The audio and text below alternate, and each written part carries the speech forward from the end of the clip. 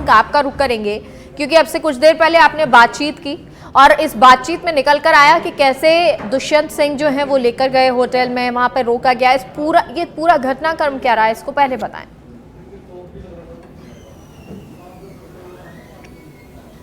देखिए, बिल्कुल मेघा, इस पूरे घटनाक्रम पर प्रकाश डालने से पहले मैं इसमें एक बड़ा अपडेट आपको दे देता हूं कि इस पूरे मामले को केंद्रीय आलाकमान ने बहुत गंभीरता से लिया है और जिस तरह की सूचनाएं आ रही हैं वो बता रही हैं कि ललित मीणा से सीधे शीर्ष नेतृत्व ने बात की है और उनसे लिखित में रिपोर्ट मांगी है कि पूरा वाकया क्या हुआ था, उसका विस्तार पूर्वक भेजा जाए। ये सूत्रों ने बताई हुई खबर है। अगर इस खबर को हम सच माने या सूत्र जो बता रहे हैं सही है तो बहुत बड़ा मामला ये हो सकता है, क्योंकि पूरी तरह से इसको अनुशासनात्मक कार्रवाई के तहत माना जा सकता है, पार्टी लाइन से हटकर किया गया कृत्य माना जा सकता है। तो ऐसे में जो सूत्र बता रहे हैं कि ललित मीणा से सीधे बात की है, आलाकमान की ओर से की गई है, बड़े नेताओं ने बात की है और उनसे मांगा गया है कि पूरा ब्यौरा क्या हुआ उसको विस्तार से पार्टी को बताइए। और इसी बीच रात को वसुंधरा जी का दिल्ली पहुंचना इन दोनों घटनाओं को कहीं ना कहीं कनेक्ट करता हुआ नजर आ रहा है। खैर, आगे जांच के बाद या तमाम ये क्या निकल कर इसमें इनपुट आता है वो सामने आ जाएगा, लेकिन हाँ, ये तय है कि इस पूरे मामले को आलाकमान ने गंभीरता से लिया है। यही वजह है कि इसकी पूरी रिपोर्ट ली गई है ललित मीणा से। और देखने वाली बात यह है कि ललित मीणा से लिखित में रिपोर्ट मांगी गई है कि आप लिखित में भेजिए क्या क्या हुआ था, कब कब क्या हुआ था, कौन विधायक थे, किसने रोका, क्या बातें आपके बीच हुई। और जहाँ तक पूरे मेघा आपने घटनाक्रम की बात है तो घटनाक्रम ये मंगलवार रात का है, 9:30 बजे के आसपास का। लेकिन उससे पहले मैं एक बात शेयर करना चाहूँगा कि उस दौरान जब वो कवरेज पर थे भाजपा मुख्यालय पर, तो लगातार चाहे सीपी जोशी के आने की बात हो, अरुण सिंह के आने की बात, तो आ रहे थे जा रहे थे वो, तो उनके चेहरे पर कहीं ना कहीं टेंस नजर आ रहा था। कहीं ना कहीं ऐसा लग रहा था कि बहुत भाग दौड़ में कुछ है जो हो रहा है, कुछ है जो भाजपा में ठीक नहीं हो रहा है। हालांकि उस दौरान हमने बात करने का प्रयास किया लेकिन कुछ नहीं बता पाए। लेकिन अब जब तमाम मीडिया के साथ ही ठहरे बात की तो ये बात यूँ होकर खत्म हो गई कि शायद ये सीएम फेस को लेकर चिंता। लेकिन इतना बड़ा घटनाक्रम राजस्थान में हो रहा है, वो जयपुर में हो रहा है कि बाड़ेबंदी की तैयारी की जा रही है गुटपेश द्वारा, ये उस वक्त भनक तक नहीं लग पाई। लेकिन रात को लगभग हमें पता लग गया था कि 9:30 बजे कुछ हुआ है। जैसा कि हमने एक्सक्लूसिव इंटरव्यू में आपको बताया कि हेमराज मीणा ने कहा कि मेरे पास कॉल आता है मेरे बेटे का, और जब मैं उनसे बात करता हूं तो बताते हैं मैं एक दिल्ली रोड पर रिसोर्ट है वहां पर हूं, लेकिन मुझे वो आने नहीं दे रहे। उन्होंने कमल लाल मीणा का नाम लिया। उस वक्त 5 विधायक वहाँ मौजूद थे, जिनमें से 3 बारां के विधायक थे, 2 झालावाड़ के विधायक थे। कमल लाल मीणा इस पूरे 5 विधायकों के एक तरह से लीड कर रहे थे। लेकिन जैसे ही जब हेमराज मीणा वहाँ पहुँचते हैं तो उनको अपने बेटे को लेने नहीं दिया जाता। जो विधायक है ललित मीणा, उनको सुपुर्द नहीं किया जाता है। इसके बाद वो पार्टी मुख्यालय कॉल करते हैं, सीपी जोशी को कॉल करते हैं, अरुण सिंह को कॉल करते हैं और यहाँ से फिर कुछ कार्यकर्ताओं को भेजा जाता है। और इस वक्त हेमराज मीणा ने जो बड़ा बयान दिया है कि मैं खुद प्रदेश अध्यक्ष सीपी जोशी वहाँ पहुँचते हैं और यहाँ के जो सांगनेर से विधायक भजन लाल शर्मा यहाँ पहुँचते हैं, पार्टी के पदाधिकारी श्रवण बागड़ी पहुँचते हैं और करीब 7 गाड़ियों में ये लोग वहाँ पहुँचते हैं, क्योंकि वहाँ पर 5 विधायकों के साथ काफ़ी लोग जमा भी थे। और उनका तो ये कहना है कि जबरन उनको रोके रखा था। इसके बाद उनकी हॉट टॉक होती है या वाद विवाद होता है। हालांकि वो ललित मीणा को लाने में सफल हो जाते हैं, लेकिन राधेश्याम बैरवा जो विधायक के 12 से, उनको जब लाने का प्रयास किया जाता है तो उसको जबरन और पकड़ के रोक ले तो उनको लाने में सफल नहीं हो पाते हैं।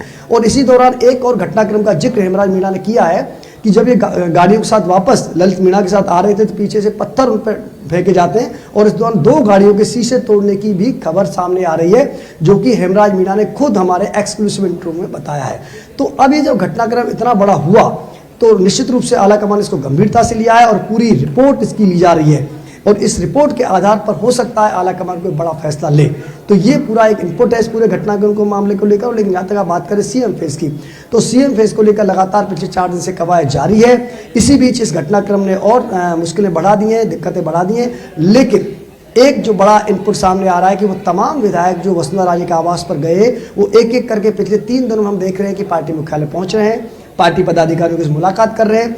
और उनमें एक बड़ा नाम जो कह सकते हैं कि राज्य समर्थक रहे देवी सिंह भाटी, वो यहाँ आते हैं। सुबह हमारी उनसे बात होती है तो खुलकर कहते हैं कि अब मैं हस्तिनापुर में अपनी आस्था व्यक्त कर चुका हूँ, यानी कि मैं अब भाजपा से पूरी तरह से इसमें निष्ठावान हो गया हूँ, तो जो शीर्ष नेतृत्व तय करेगा वही मेरे लिए मान्य होगा। तो इन बयानों के बहुत मायने हैं। इस दौरान इस तरह के जो बयान आ रहे हैं इनके बहुत मायने हैं। तो कहीं ना कहीं ऐसा लगता है जो सियासी समीकरण, सियासी बयानबाजी आ रही है वो साफ बता रही है कि सीएम का फैसला केंद्रीय नेतृत्व करेगा और जो वो फैसला करेंगे वो विधायकों को पूरी तरह से मान्य होगा। अब ये तमाम नामों की जो हमें लिस्ट दिखा रहे हैं मेगा, शुरू से ही हम लगातार जो नाम हैं उनकी हम चर्चा कर रहे हैं, चाहे अश्विनी वैष्णव की बात कर लीजिए, बाबा बालकनाथ की बात कर लीजिए, कुरुलाल मीणा की बात कर लीजिए, वसुंधरा राजे का हम नाम लगातार शुरू से बता रहे हैं, इसके साथ में CP जोशी का नाम हम बता रहे हैं। ये तमाम जो नाम हैं वो लगातार हम डे फर्स्ट से दर्शकों को बता रहे हैं, लेकिन आज भी ये तय मानिए कि बहुत कुछ साफ नहीं है। साफ होगा केंद्रीय नेतृत्व के निर्णय के बाद। और ये एक और मैं आपको मेगा बात बता रहा हूँ कि केवल राजस्थान को ध्यान में रखकर फैसला नहीं होना है। 3 राज्यों का जो मैंडेट मिला है, उन राज्यों में किस किस को CM बनाएंगे, और उस CM बनाने के बाद जातियों को ध्यान में रखा जाएगा, स्थानीय समीकरणों को ध्यान में रखा जाएगा, और ध्यान में रखा जाएगा लोकसभा चुनाव 2024 को। तो ऐसे में ये तीनों राज्यों के इनपुट के आधार पर तीनों राज्यों में देखा जाएगा। अगर एक जाति विशेष को तरजीह मिल रही है तो हो सकता है उस जाति विशेष के व्यक्ति को अन्य राज्यों में CM ना बनाया जाए। तो इन तमाम समीकरणों को ध्यान में रखकर पार्टी आलाकमान फैसला लेगा। लेकिन फिलहाल तो हुए इस घटनाक्रम को लेकर पार्टी आलाकमान ने बड़ा फैसला लिया है। देखने वाली बात होगी क्या इसके आधार पर। लाल सिंह आपके पास लौटूंगी, क्योंकि ये जो आपने जो पूरी स्थिति बताई है उस स्थिति में ये नजर आता है कि कोशिश ये की गई कि विधायक वहां पे रोके जाएं, जो रिसोर्ट बताया जा रहा है वहां रोके जाएं, लेकिन ललित मीणा जो वहां रुकना नहीं चाहते थे, शायद पहुंच तो गए थे लेकिन वो रुकना नहीं चाहते थे, और इसीलिए उन्होंने अपने पिता को कॉल किया। वहां पर CP जोशी पहुंचते हैं। देखिए, बहुत बड़ा मसला अपने आप में है, और एक बहुत बड़ी बात यह हो जाती है कि मंगलवार से लेके गुरुवार हो गया, मीडिया को कल तक इसकी भनक नहीं थी, यानी 24 घंटे भी आप मान लीजिए। शायद इसका कारण यह भी रहा होगा कि जिस तरह से गोगा मेडी केस चल रहा था उस सब में ये माहौल अलग चल रहा था, और उस माहौल को शायद बीजेपी ने शांत करने की भी, जैसे कि मीडिया तक ये खबर नहीं जाए या आम लोगों तक ऐसा कुछ पहुंचे नहीं, ये भी कोशिश होगी। वो तमाम सवाल फिलहाल हैं। लाल सिंह हमारे साथ लगातार बने हैं, राजीव का भी रुख करेंगे, लेकिन पहले लाल सिंह, ये जो 5 विधायक आप बता रहे हैं जो वो उस रिसोर्ट में मौजूद थे, अभी उनके बारे में क्या जानकारी है?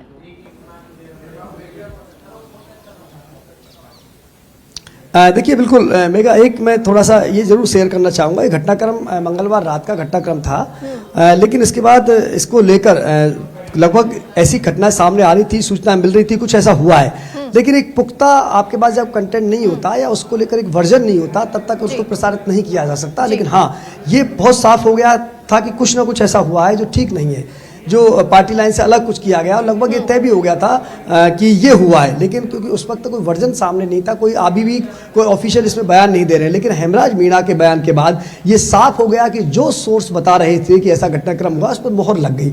और चूंकि एक जिम्मेदारी बनती है मेघा, हमारी एक जिम्मेदारी जनता के प्रति है, जवाबदेही जनता के प्रति है, बिना तथ्यों के आधार पर हम खबरों को प्रसारित नहीं कर सकते। लगातार आपके पास इनपुट होने के बावजूद जब तक उसका ठोस प्रमाण ना हो तब तक हम दर्शकों के बीच नहीं पहुंचते। तो यही वजह है, चीजें सामने लगभग थी, लेकिन धीरे धीरे आज एक बयान के बाद, ऑफिशियल बयान आने के बाद लगभग साफ हो गया कि ऐसा हुआ है। तो अब सबसे बड़ी बात तो यह है कि उन विधायकों की हम बात कर लेते हैं। जैसे ही मैंने कहा कि ये घटनाक्रम होता है, ललित मीणा को लाते हैं, पार्टी ऑफिस लाते हैं, इसके बाद वापस जब वहां पर जाया जाता है तो देखा जाता है वो बाकी जो विधायक थे वो भी वहां नहीं है। यानी कि रिसोर्ट में जो विधायक, बाकी 4 विधायक बचे थे, वो भी उस वक्त अगले इस घटनाक्रम के होने के तुरंत बाद वहां से नदारद हो जाते हैं। अब इसके बाद एक जो तमाम जो विधायक हैं उनको मैसेज किया जाता है, और लगातार यही वजह है कि पार्टी पर लगातार विधायक पहुंच रहे हैं, अपनी निष्ठा व्यक्त कर रहे हैं। अच्छा, तो ये बताइए लाल सिंह, ये जो 4 विधायक थे, क्या उनसे कांटेक्ट अब किया है पार्टी ने? क्या उनसे कोई बातचीत हुई है पार्टी की? देखो, पार्टी ने सभी विधायकों को एक लाइन का मैसेज भेज दिया है मेगा। पार्टी ने कांटेक्ट करने की जरूरत इसलिए नहीं, उन्होंने एक लाइन का कांटेक्ट, एक लाइन का जो मैसेज है साफ कर दिया है कि आप पार्टी के बैनर तले हैं, पार्टी के प्रति आपकी निष्ठा है। और जहां तक CM फेस की बात है तो लगातार उन्होंने कहा है कि ये जो चुनाव हुआ है ये कमल के निशान पर हुआ है, क्योंकि इस बार तीनों ही राज्यों में भारतीय जनता पार्टी ने अपने रणनीतिक तहत किसी व्यक्ति को CM फेस नहीं बनाया। अब ऐसे में कोई व्यक्ति क्लेम करता है कि मेरे फेस के दम पर सरकार आई है, चाहे वो राजस्थान की बात कर लें, मध्य प्रदेश की बात कर लें, छत्तीसगढ़ की बात कर लें, तो वो बेमानी हो जाती है। क्योंकि लगातार पार्टी ने तय कर लिया था कि केवल कमल निशान होगा, चेहरा होगा तो मोदी का होगा, उसके दम पर यह मैंडेट मिला है। तो पार्टी ये कहने में पूरी तरह सक्षम है और ये प्रूव कर दिया है पार्टी ने कि जरूरत नहीं है स्थानीय फेस हो तो भी ठीक है, नहीं हो तो भी ठीक है। क्योंकि मैं आपको बता दूं, लगातार जब हिमाचल और कर्नाटक की हार के बाद ये सवाल खड़े किए जा रहे थे कि स्थानीय स्तर पर नेता नहीं होने की वजह से हुआ है, तो लोग सोच रहे थे कि शायद पार्टी आगे लाइन तय करेगी, बदलाव करेगी, लेकिन पार्टी ने अपनी लाइन में कोई बदलाव नहीं किया।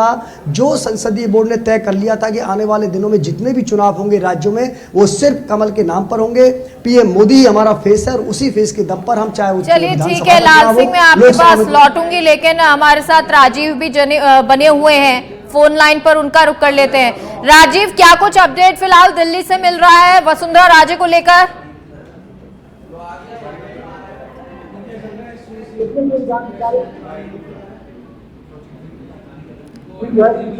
के मुताबिक वसुंधरा राजे थोड़ी देर बाद ही जो है बीजेपी के राष्ट्रीय अध्यक्ष जेपी नड्डा से मुलाकात करने उनके आवास पर पहुंचेंगी। वसुंधरा राजे दिल्ली पहुंची हैं, कल देर रात दिल्ली पहुंची थी। उसके बाद यह माना जा रहा था कि वसुंधरा राजे को दिल्ली बुलाया गया है, लेकिन जो जानकारी मिल रही है उसके मुताबिक वसुंधरा राजे खुद दिल्ली पहुंची हैं और बीजेपी की राष्ट्रीय अध्यक्ष जेपी नड्डा से समय मांग रही थी मिलने का। लिहाजा 5 बजे का समय मिला है और 5 बजे मुलाकात करने पहुंचेंगी। इस मुलाकात के दौरान कई महत्वपूर्ण मुद्दों पर चर्चा की संभावना है, क्योंकि देखिए वसुंधरा राजे चुनाव परिणाम आने के बाद जो उनकी राजनीतिक गतिविधि रही है, चाहे वो विधायकों को बुला करके डिनर पार्टी देना या विधायकों से मुलाकात करना या राज्यपाल से मुलाकात करना या मंदिर जाकर पूजा पाठ करना, इन तमाम सियासी गतिविधियों पर पार्टी की आलाकमान की नजर रही है और कहीं ना कहीं इसका एक नकारात्मक प्रभाव पड़ा है। लिहाजा कल खुद वसुंधरा राजे ने पार्टी हाईकमान से बात करके उन्होंने कहा कि मैं पार्टी की अनुशासित कार्यकर्ता हूं और उसी के क्रम में वह दिल्ली पहुंची हुई है और बीजेपी के राष्ट्रीय अध्यक्ष जेपी नड्डा से मुलाकात करके अपनी बात रखेंगी। राजस्थान का कौन मुख्यमंत्री बनेगा, इसको लेकर लगातार बैठकों का दौर जारी है। पीएम हाउस में 2 बार बैठक हो चुका है, लेकिन करीब आधा दर्जन ऐसे नाम हैं जो मुख्यमंत्री बनने के दौर में थोड़ा टेक्निकल इशू आ रहा है, इसको सही करेंगे। फिलहाल बहुत बहुत शुक्रिया आपका जानकारी के लिए।